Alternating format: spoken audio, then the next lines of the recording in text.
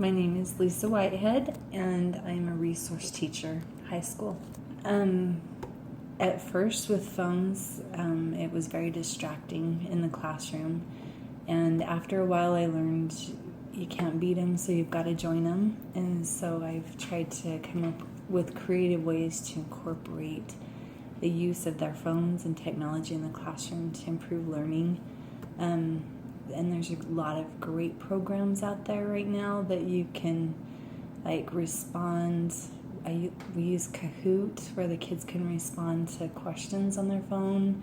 You can use a blog page, when you're doing a lecture, and if the kids have questions, they can respond, and then everyone can respond together. So it's a new style of learning that I think is more effective and is able to provide immediate response, immediate feedback to the kids. So it's a great thing. We use Chromebooks all the time. We had an online math program, which we've started to implement on a high school level because most colleges, the homework's online. And so the kids, especially the parents, were kind of frustrated with it because it's a new style, but really it's the way of the future. So we've kind of had to fight that battle and ease our students and parents into it. But it gives immediate feedback, has options that you can click on so that students can, if they don't understand how to do a problem, it walks them through step by step with a sample problem, then they can go back and solve the original problem.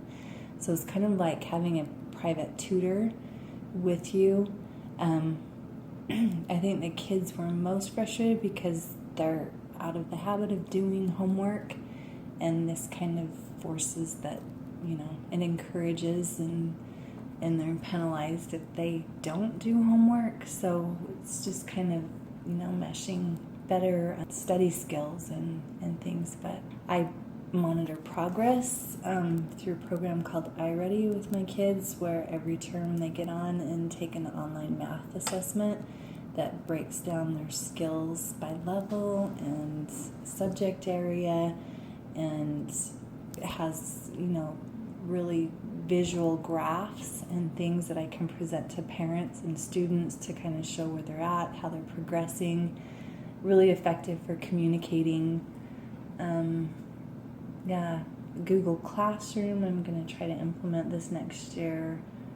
And then, of course, the scoring and keeping track of students' grades and things is all in the classroom. So, and Skyward, kids use that to check their grades.